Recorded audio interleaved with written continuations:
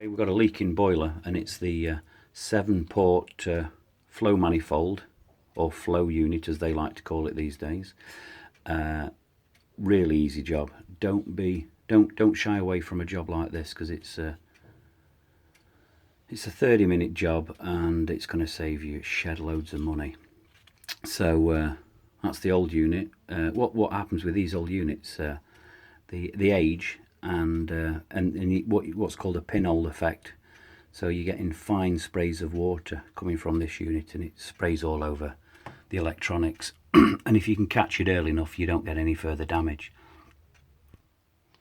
So what we want to do first is isolate the mains for safety. We've got 240 volts here, remember, and then isolate all your valves here. So you're going to isolate the gas, the hot water return, the central heating flow and return, and then what I suggest then is you open up the hot water taps in your the lowest rooms, your bathrooms, your kitchens, and just drain off the hot water supply. Then you can do one of two things really. You can find your lowest radiator and just drain off a few litres, maybe 4 litres of water from the radiators, or you can open this one here. Just make sure you just catch the water. There's not going to be a lot of water. You're only going to get about 4 or 5 litres max, so just your ordinary washing up bowl will catch this here, and this will drain this. I then leave this 10 minutes, have a cup of coffee, leave it 10 minutes, let it fully drain and drip away, so we have no floods or further damage. Then you want to remove this unit here. This is easy. This just pops off. Just very carefully, just ease her off, and then you can just slowly just move this nice rubber pipe out of the way, because you want maximum access to get to this unit back here. Again, just a little PVC nut there, plastic nut, and just whiz that off. Take this away and rinse him through for later. Put him to one side. Now what I suggest here, because we're going to take these pipes off, this baby there and that baby there, we're going to take these 2 pipes off. What I suggest is keep these tight for the moment. Just keep these tight, these little fastenings here, see these, just keep these tight, 1 2 3 4, keep them tight, and then you're going to loosen these babies off, 1 and 2. Just move that tape out of the way. Yeah, you're going to move these tight, and then we're going to just slacken these babies off here, then loosen these, and this is going to allow you some movement in the pipe, because you can imagine you've got 7 ports here, and they're going to want to move in 4 directions, which is going to be a pain in the bum here. So we're going to loosen, and then we're going to loosen these 2 babies off, then loosen these, and that'll allow, once you've removed the spring clips, and there's plenty of spring clips, I can assure you, there's 7 of these to go. Remove these spring clips, just simply pull out, and then these pipes can pop out and put to one side. Later on we're going to replace the O-rings in these, because the new manifold does come with a full kit of springs and O-rings, and I do recommend just change the O-rings. Don't save a penny and get a leak later. O-rings are for nothing, they need replacing every time. So that's that out the way. We'll remove the two copper pipes, and we can undo this spring clip. You've got your pressure switch here, spring clip again, pop him out.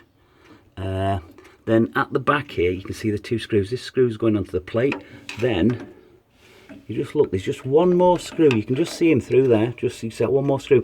That's going to hold the manifold onto. Can you just see him there? That's going to hold the manifold or the flow unit onto the heat exchanger. Again, just bear in mind again, you're going to have 2 big fat O-rings at the back there. Replace. It's going to come with 2 new ones. You must replace the O-rings. Okay, then we've got this clip up here. You see that white clip? Right. There's another one there. That's another identical one on the opposite side here. These little white clips, very easy. Don't shy away from them. They're very easy. You just get some long nose pliers there, and just sneak him in. Just squeeze and turn anti-clockwise. You've got to squeeze them in and turn anti-clockwise, like you're undoing a tap. you know, you're turning the tap on, and they'll just turn anti-clockwise, and you're going to turn about a half a turn, you know, nearly half a turn. Then they'll just pop up out the way and it's gone. It's no, you know, it's, don't shy away from them. They're easier than they look. And then again, this part will just move out the way. So then you get the baby out, and it's going to come out.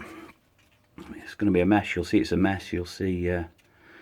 You'll not really see the hole. The hole will be so small, but it'll just drip out of there and start to make further damage, and you'll lose your pressure. And so it's then just make note of all the O-rings. These are very important. These two big fat babies here. These put new ones in. You must put new ones in. Don't cut any corners. And then we're going to do a kind of reverse process.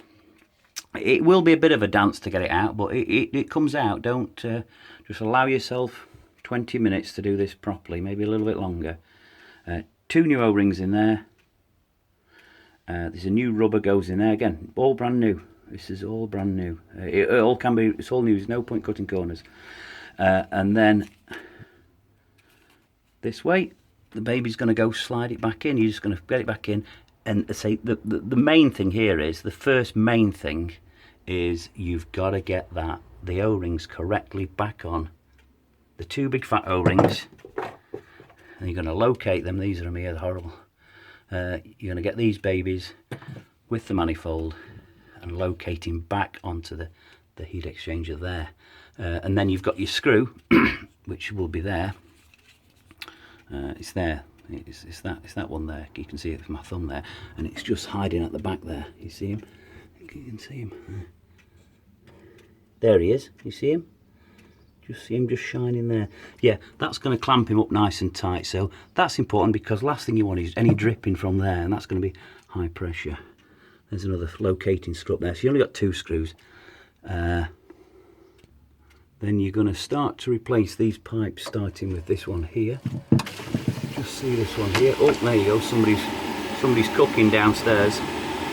Right, there we go. That shows we are up and running. Fan's going. We're gonna look at the fan on another video. So yeah, we're up and running. We'll just hang fire 1 second while they do whatever they've got to do. Okay, right. So we'll go back to that. We're gonna put these pipes back in again. So again, new O-rings every time. Every time they come in the pack.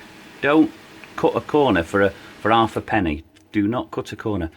Take the old ones off, stick them in the bin. They're only going to cause you grief later. Spring clips, take the old ones off, use the new ones, put them in the bin, because they're going to cause you grief if you put a crappy old rusty spring clip in, or an old O-ring. It's not worth trying to scrimp on pennies, on absolute pennies. There is a seal here again.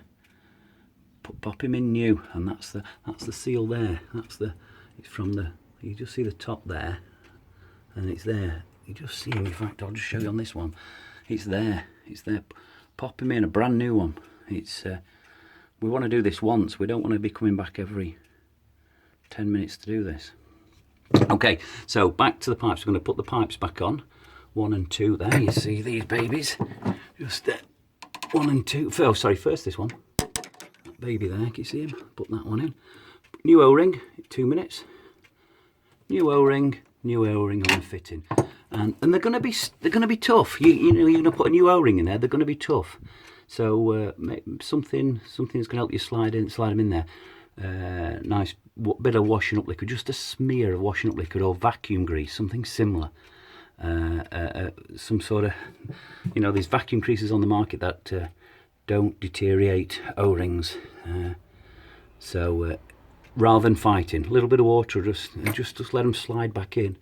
So you've got them 1 and 2. Then you're going to go back down here, tighten these babies up.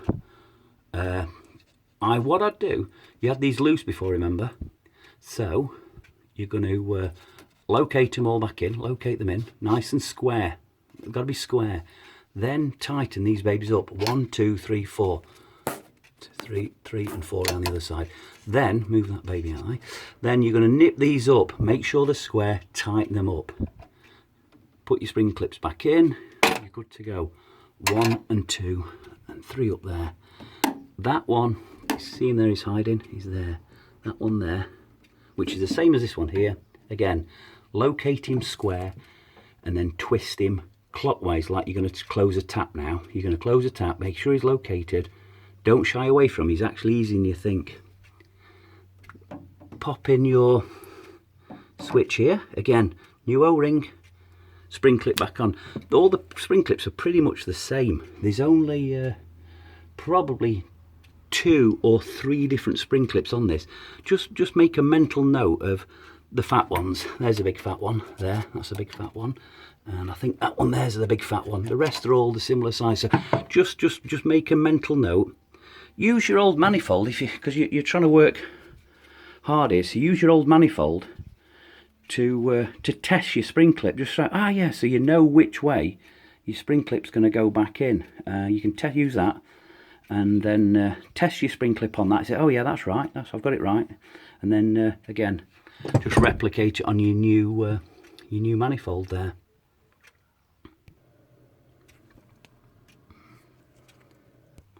So then we're going to slowly open these valves back up again. Let me see if you can see them a bit better this way. You can't move that up. Yeah, it's a bit hard to see, but you're gonna open these up again. You see, it's just use a small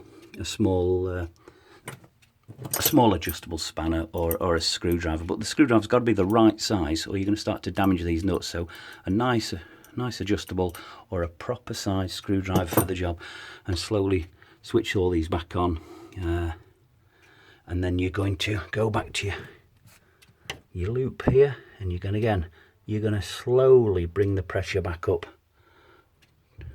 to about 1 bar, just over 1 bar there. Slowly, everything's got to be gently. Let's just bring it all back up to pressure gently, and we're going to be checking for any leaks. Not knowing any leaks, you know, it's tried and tested stuff here, so you're in for no surprises if you do it slowly. It's not a race. Let's just do it slowly, and let's do it right. So really, you should be good to go. Say we're going to look at the fan later. Easy job. Fans don't tend to fail. It's the electronic speed controller inside. Don't believe all you hear. The speed controller's half the price, a 2-minute fix. If your bearings are good, for sure. Right, thank you very much. Any questions, drop them down. I'll see if I can advise as best I can. Some of the terminology might be slightly different with you guys, but it's all similar stuff. Thank you.